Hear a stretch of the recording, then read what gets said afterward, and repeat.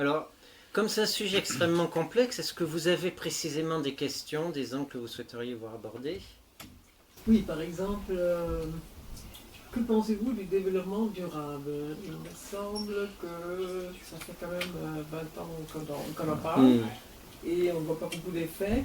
Et donc, quelle est votre position sur le développement durable? Est-ce que c'est suffisant? Oui, ou ensuite Dominique Bourg. Ouais. Enfin, moi, je suis un ex-directeur du développement durable d'Effroquet. Vous voyez, voilà.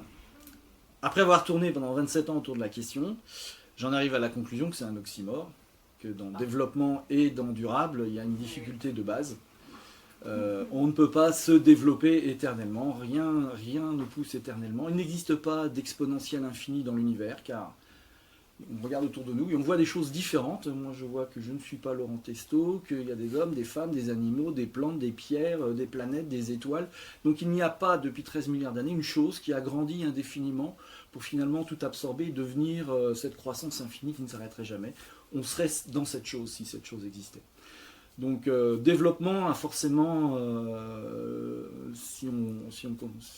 il doit forcément évoluer d'une certaine façon, et comme on entend développement par développement économique à 3% de croissance du PIB par an, c'est un peu restrictif comme définition du développement. Je veux bien entendre développement de la sagesse, développement de l'entente entre les humains, etc. On peut donner plein de sens au mot développement, mais dans le sens économique entendu. Plusieurs économistes interviennent dans l'ouvrage, comme Gaël Giraud, par exemple, qui a une critique assez claire du système actuel. On a un problème. Durable et développement, comme ça, ne vont pas ensemble. Même les financiers disent que les arbres ne poussent pas jusqu'au ciel quand il s'agit de marché d'action. Le raisonnement peut s'appliquer généralement. Donc voilà ce que je pense, moi, du développement durable. Même si dedans, il y avait de bonnes intentions au départ. Dominique Bourg, qui a été un des théoriciens du développement durable, s'oppose à cette notion parce qu'il considère qu'elle a amené à repousser l'action. D'autres types d'actions qui auraient été moins greenwashing, quelque part, de l'économie. En gros, c'est un récit de transition sans douleur.